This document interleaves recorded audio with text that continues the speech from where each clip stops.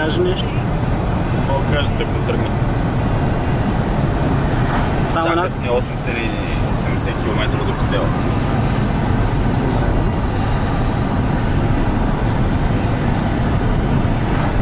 Само една кутия цигари ли имаш сега? Само една. Ама парламент. Парламент. И само една кутия цигари. И аз ги пуша.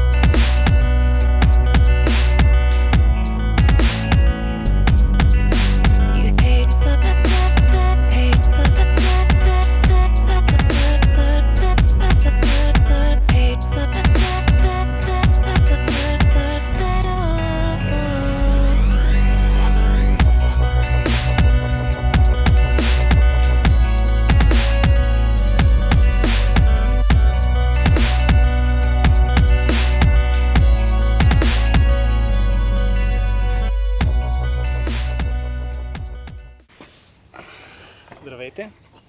Намираме се в Австрия с брат ми на езерото К1. Това е едно езеро, което се намира до границата с Словения.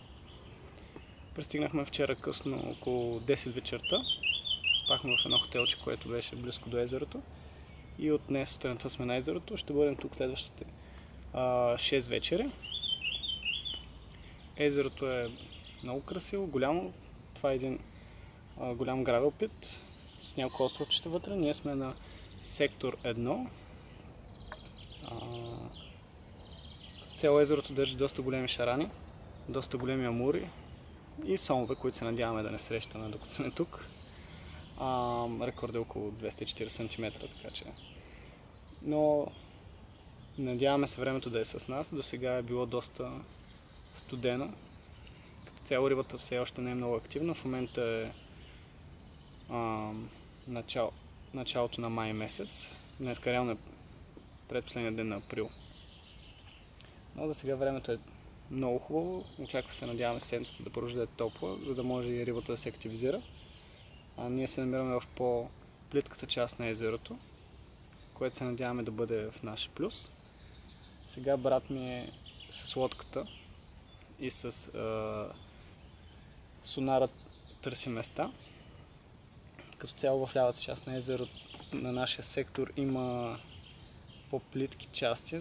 Принципно езерото е 7, 8, 9 метра дълбоко. Ние сега търсим малко по-плитки части, в които се надяваме рибата да се намира и надяваме се да се храни. Ще се постараем да направим един хубав филм, където да ви разкажем малко повече неща за нашия подход, да ви покажем няколко риби, надяваме се. Защото собствените ни казаха, че за сега риболов е доста труден. Но така, стискаме палци и се надяваме да се видим скоро пак. Брат ми тък му пуска варица номер 5.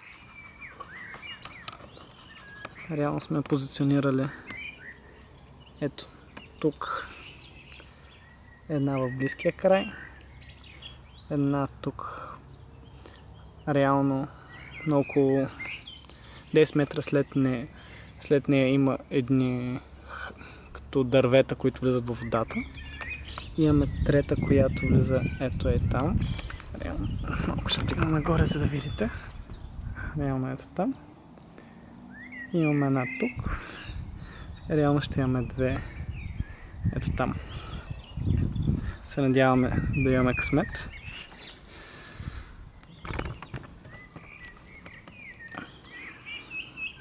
Ето гледка от езерото. Ние реално ловим от тук до ето тук нашата позиция.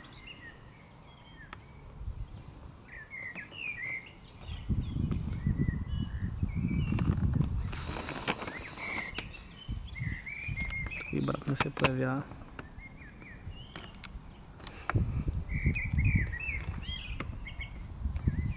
Така, ето в какво не се изразява и самата захранка.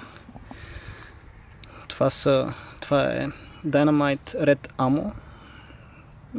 Най-просто казано Tiger Nut.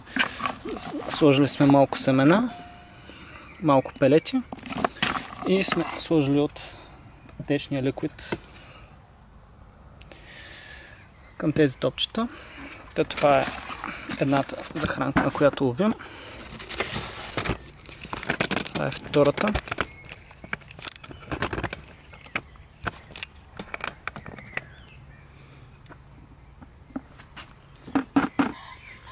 Тук сме решили да използваме подобно съотношение на семена и пелети, като тук вече топчетата, които използваме, са новата серия на Dynamite Complex T. Отново с течния ликвид атрактор. Ето това са семената, които използваме. Вътре, както може да има всякакви судори, които се надяваме да се харесат на рибите и така. Като цяло това е като храна, която използваме.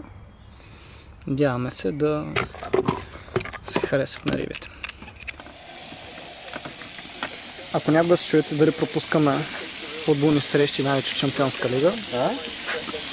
Брат ми готви вечеря. Здрасти. И така, тази Шампионска лига. И в нашата Шампионска лига е риба. Какво ни прави за вечеря? Ми импровизират тук с някакви свински гърди, с вино, бира, някакви такива работи. И сега правят чевапчета. Чевапчета? Чевапче. Австрийски. Скрита реклама. Айде и Атлетико да бия. Каза го фена на Реал Мадрид.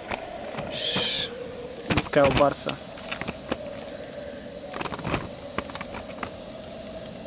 Майстор в действие. Става хубав епичен филм за сега. Но да, в ням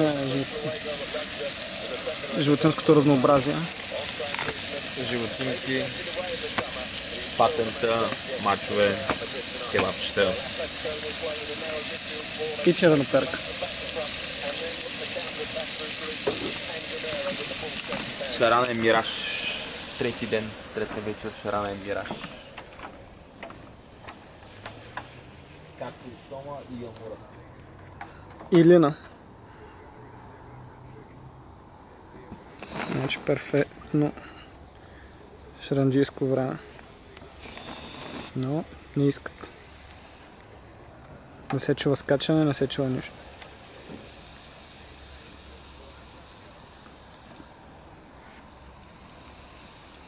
Айде да си гледаме матча. Колко той почна? Добър вечер. Неочаквано, докато гледахме матча, чуем как тако, съвсем даже бях забрал какво да пищи аларма от, нали, не от нас, защото сме бутнали пръчка или нещо е такова. Беше отпускане и след малко такива, какво става тук, риба варим, не знам какво, не знам що. Се оказа, че сме закачили първата си риба за излета, което малко ни свали доста напрежението. Сега не е шаран, а море към 14-15 кг. Доста борба даде тук отпред и беше много красиво, защото в момента видимостта на водата е около 3 метра, даже през деня, като захранвах точно между другото тази пръчка на 3,80 на едно плато тук в ляво от нас, навътре в залива. На 3,80 виждах топчетата на дъното, като ги пусках, наред тамото, защото са розови. И така, не знам какво друго. Надявам се, освен на Мур, да успеем извадим някой друг шаран. Както се оказа, езерото е доста трудно. Рибите са редки и за съжаление 2 седмици преди нас. Второ пляскане чуваме тук за тази вечер, така че сме го обнадеждени. Така както тръгнах да казвам, за съжаление 2 седмици преди да дойдем, рязката смяна на температурите, водата от 16 градуса се е върнала обратно на 8-10, е пресяко рибата и е закарала пак на дълбоко, което е в другият част на езерото. Но се надявам сега, както се задържа толкова времето, да можем да вкараме риби малко тук при нас. И така. Стиските палци и лека вечер от нас. Накараме да вляза в лодката. Ще мога го дигне. Ето това е втората риба за излета. Малко по-голям от предишния. Красив австрийски амур. Отново ударя на топчета на Dynamite Red Amo. Така или иначе очаквахме на тези топчета да има малко повече амур. Радвам се, че точно третата вечер започнаха да излизат.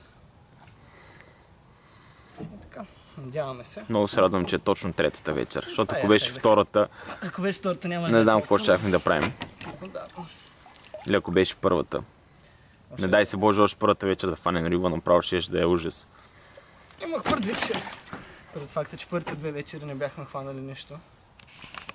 Как е свикнал да гледа в прожекторите, не гледа в камерата? Как да гледам в камерата? Не гледаш тук. Така. Добре.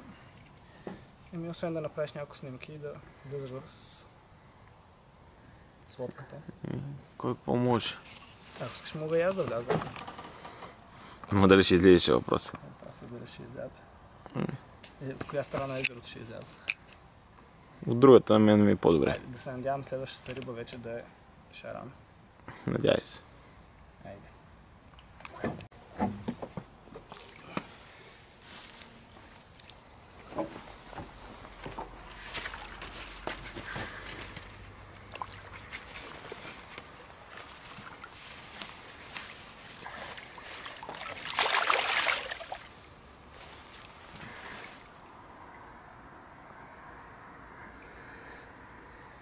Стават по-големи.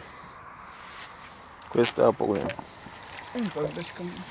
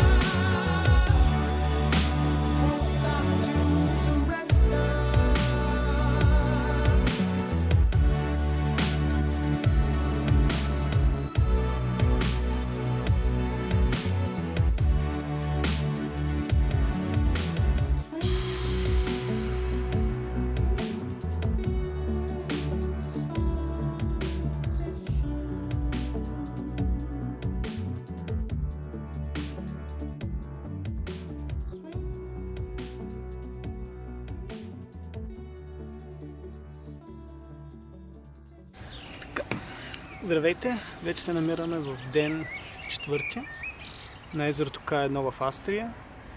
Вчера имахме шанса да хванем два хубави амура вечерта.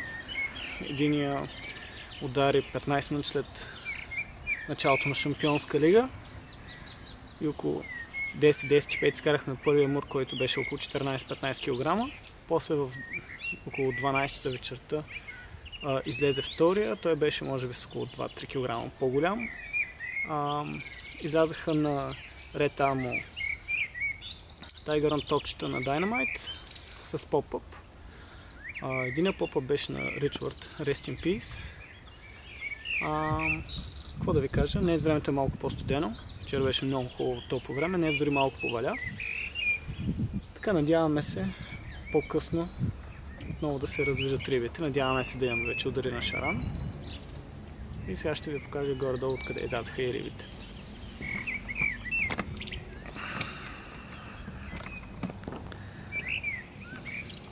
Първата риба излезе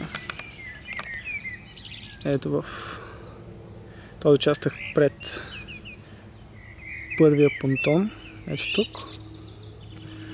А втората риба излезе в ето това плато на около 4 метра дълбочина. Тук е малко по-плютко, ето тук около 3 метра. Имахме удар на тази вейца и на тази вейца. Вече времето се поуспокои доста. Ако се чуете къде са патенцата. Ето къде е майката, която си пази патенцата. Оп, ето. Така.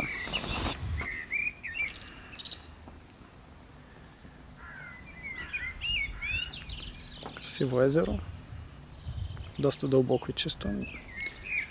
Рибите са страхотни. Вчера беше много забавно, се едно вариш акула, защото ако видите, ето тук е.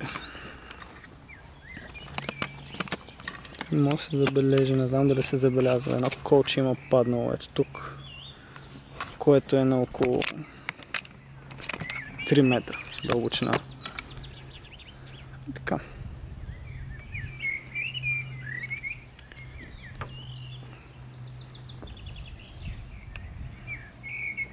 Скоро ще презареждаме и наново ще вкараме боеците, за да са готови за вечерта. Да, покажи какво носиш, бе? Пици. Турски пици. От Комшо.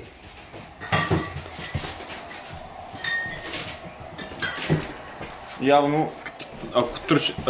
Малко звуча расистко, но все пак пица от Джуниор Джиница струва 2 пъти повече, отколкото пица в Италия. Те турци са много известни със своята пица. Комшо? Вика? Комшо. Викам Комшо, да. Ето Комшо. Тако. Мерси. Имбис кебаб und пицерия. Кебаб пицерия.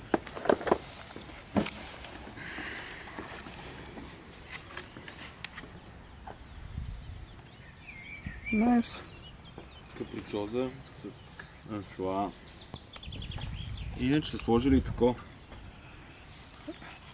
Кажа. Артишок. Ти да видиш. Нашия колега от татка. Май. Отсреща се готви да разпъва от може би 7 часа вече. Ой, ги нашите пътата.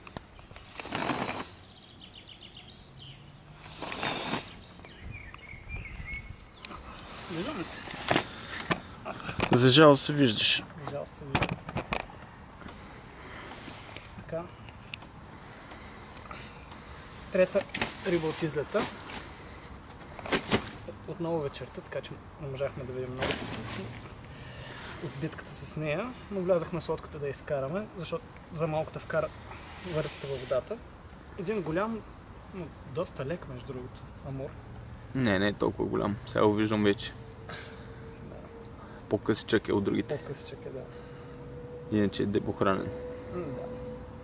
Даже по-малко от другите два. По-малки от другите два, да. Ред тамо, отново. Може би Отново от потото. към 12 кг някъде. 12 кг, да.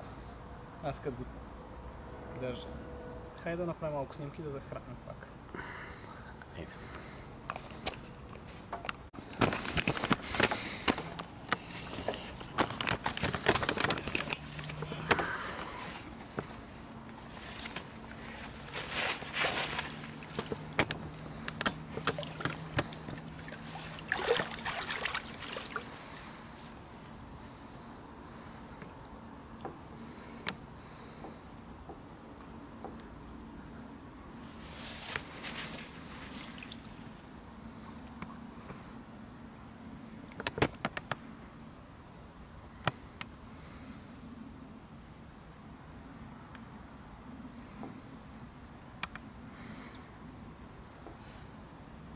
Скри се в... Харесаха му водораслите. Да. Да представяш се. Лятно време. И есено като. Предполагам, водните ливи са още по-зелени, защото сега са доста тъжни. Виж как се скри между другото. Представяш се какво има вътре още.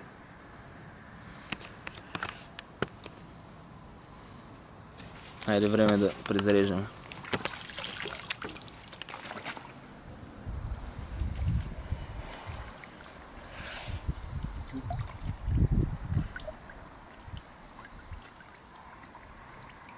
Ето, риба номер 4. Малко по-голям амур тази вечер. Много се пробва да отнесе варицата. Така надяваме се вече на някой шарко да излезе. Ще направиш някои снимки да го пуска.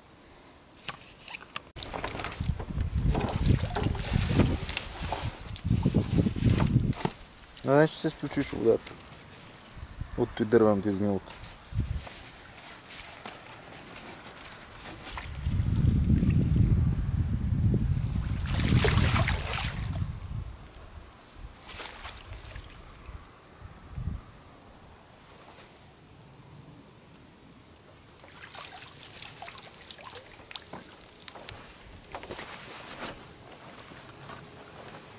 Кажи сме я с нея друго. Последни кадри от езерото. Снощи за жалост нямахме удар.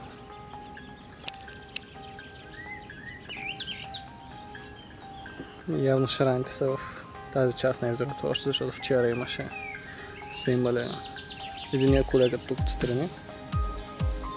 И тук колегите са имали няколко удара. Единият колега е изкарал хубав около 20 кг, другите са били малки, около 7-10 кг.